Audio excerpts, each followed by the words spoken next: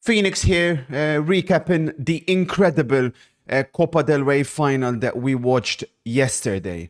Unfortunately, it did not go the way Robin Hood envisioned. I had Real Madrid winning. I was very confident in Real Madrid winning. It was Real Madrid 2-1. The match played out exactly like I visualized. But then again, there was one mistake which I couldn't really have foreseen, which was the greatest goalkeeper in Real Madrid history, making a shocking mistake when the game was virtually done. Now, there is still improvements I could try to make to try and envision and foresee these things, but it's very, very difficult because it was such an uncharacteristic mistake from Thibaut Courtois. But there's a lot to break down, there's a lot to go through, and there's a lot that we learned. Beginning with the start of the game, Barcelona obviously came out the better team. There's no doubt about that. Real Madrid came out with a game plan, like I told you they would, whereby they were going to sit back and look to counter, not make the same mistakes that they made in the first or in the other two matches. Pedri scoring an absolutely outrageous goal. Chapeau to him from outside the box. You know, that's always been almost deemed as one of his weaknesses, his inability to score those type of goals. But he delivered on the grandest stage of them all. But Real Madrid quickly gained control in the second half. Ancelotti made, in my opinion, the exact substitutions that were needed exactly here. There was one, however, mistake he made. Number 7 should have come off. But we'll get to number 7 later, make no mistake about it.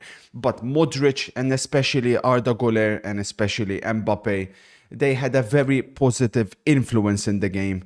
And as soon as Valverde went right back, Modric came in midfield because Ceballos was absolutely shocking. Real Madrid took control. Mbappe, you could tell, was nowhere near 100% fit. But thankfully, we got probably the best news of the evening when he scored that clutch free kick. This sad, cringe Twitter account. Yeah, back to McDonald's you go, little bro. Au revoir, these cringe children who make these cringe accounts. Well, what now, little bro? It's over. Time's up. Go flip those burgers, coward. Incredible clutch moment from Kylian. And at that point, the game went exactly like I envisioned. I told you Madrid would score a header. I thought it would be either Rudiger or Bellingham. But it came from Tchouaméni, who had a fantastic, fantastic game. Man of the match for me was Jude Bellingham.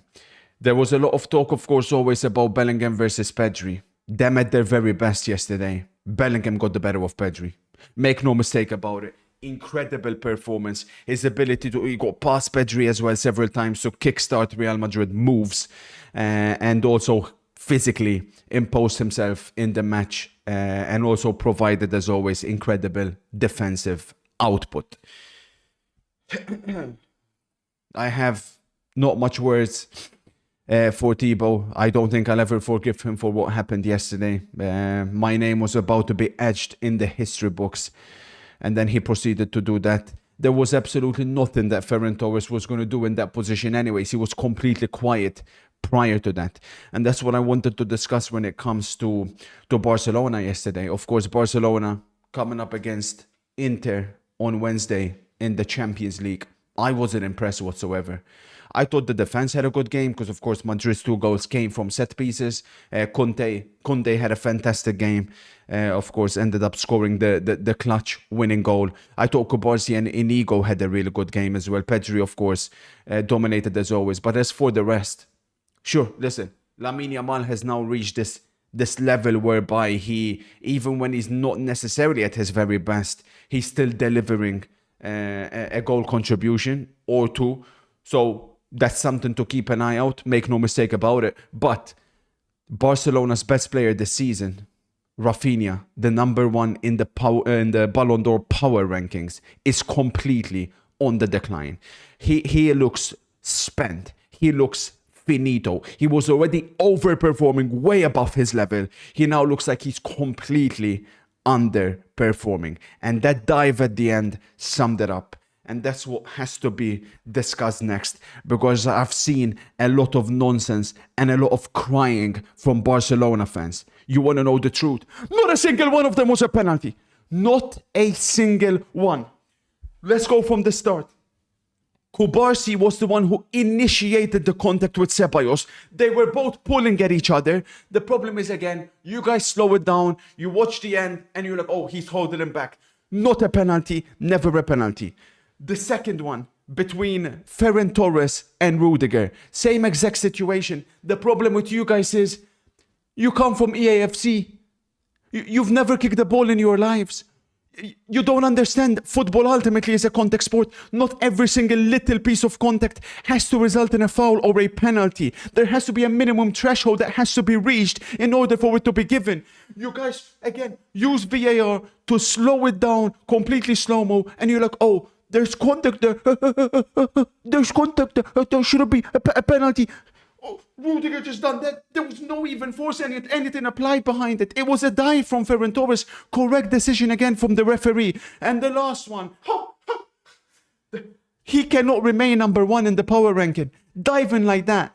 Sad excuse of a dive. Never a penalty in a million years. And the way the Barcelona players were trying to put pressure on the referee. Incredible. But according to Barca fans, no. They should have had 3 penalties. Now, I agree, throughout the 90 minutes, the referee favored more Real Madrid than Barcelona, but it had nothing to do with the penalties. It was the general fouls, etc., how the game went. Not a single one of them was a penalty, but these guys were crying. Yeah, I don't know why. Save the tears from Wednesday, because make no mistake about it, Simone, Inzaghi, myself, we watched yesterday with clear intent. We've seen what we needed to see. It's a Barcelona team on the decline, and I cannot wait for the Champions League matches. Of course, we cannot not discuss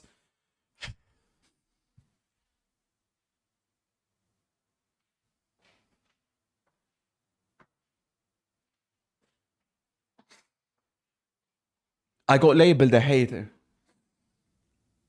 I got told you know nothing about football. I've told everybody that would listen that even at his very best, he's the most overrated footballer on the planet. What, do you believe me now?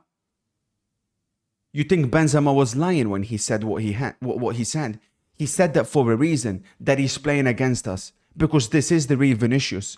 He's been playing with a certain confidence, so he's looked better than what he actually is. But this is the real Vinicius. Horrific ball striking ability, dreadful decision making, and people say, oh, he's incredible at dribbling. All he does is he's just booting the ball forward and trying to outrun the opposing defender. He's not trying to dribble whatsoever. He's completely shot. Mister, I'll have to do it 10 times more if I have to. Thank God for Rodri. Every single day before I go to bed, I say, thank you, Rodri, for saving football. Because if I'd have to be talking here about the current defending Ballon d'Or winner, playing like he did yesterday, not just yesterday, of course, playing like he has been doing this season, I don't think I'd have been able to continue watching this beautiful, fantastic sport of ours. Disgrace of a player, and an even bigger disgrace is Ancelotti for taking him off. Oh, sorry, for keeping him on as long as he did. The one problem was when he came off, unfortunately, somehow an even worse player came on. Let me tell you something about this little hobbit Frodo. There's a reason why this guy's been at Milan for the past however many years, okay?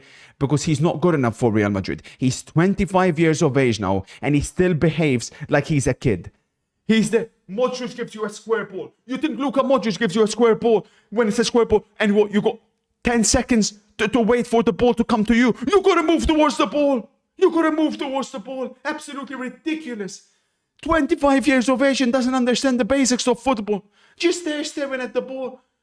I'm seeing people playing Modric. Oh, you guys, have you never played football? You gotta move towards the ball. You can't wait for the ball to come to you every single time. He had so much time. Conte was 5 yards away from him and he got to the ball before Brahim Diaz did. Unacceptable. Listen. You know what I've said about him? You know the video I've made about Ancelotti? Yesterday was not on him in any way. The only one, like I said, is keeping Vinicius for as long as he did. Because whether people like to admit it or not, they comparing, oh, but Rodrigo's playing worse. But Rodrigo's playing on the other side. Rodrigo is the one sacrificing. Rodrigo is the one that has to put a defensive output. Vinicius is the one that was free from any defensive output. He had the freedom to do whatever he wanted with the ball. And at the end of the day, he couldn't do anything. Nothing whatsoever. So yeah, I would have kept Rodrigo and took Vinicius off. That's what should have happened. With the Barca players, like I've told you, I see decline. Frankie started the first half brilliant, completely faded. Bellingham took over and dominated Pedri in the second half extra time onwards. The left back is a complete fraud. Ferran Torres only played in moments there like last 20 minutes. You think Acerbi is going to let you do what you're going to do. But we'll get into that. All I'm saying, Barcelona fans, is I hope you've got the crying out of your system. And let me tell you, you may need it back. Because come Wednesday, the way you behaved yesterday. Speaking about behavior, actually, there is one thing where I also have to address. Because make no mistake about it. What happens at the end of the game? Every single time. Barca fans, bad behavior. Real Madrid players, the biggest crybabies I have seen on this planet. Absolutely embarrassing the way they behave when they get eliminated, but even when they go through. Look what happened in the game against Atletico. The way these guys were behaving. Man-childs. Absolute buffoons. Vinicius, Rudiger, Bellingham, man up. Rudiger. This guy is 32 years of age. The other ones, maybe they're young, maybe they'll learn in the future. 32 years of age behaving like that. Grow the hell up. I've been saying for ages, man, this guy needs to meet his match one day, man. What an absolute coward of a player. Disgraceful. Same with the others, of course. Absolute cowards. But Barcelona win their second trophy of the season. They look unstoppable. The treble is on course. Everybody's hyping them up. But really, I seen everything I needed to see. I thought Barcelona were favourites over Inter. After what I seen yesterday, I think Inter are favourites. My confidence has risen. I seen what I needed to see. This is a Barcelona team on the decline. Massive congratulations to Hansi Flick. You are performing history. But now we're at the part where it matters the most. I'll see you on Wednesday.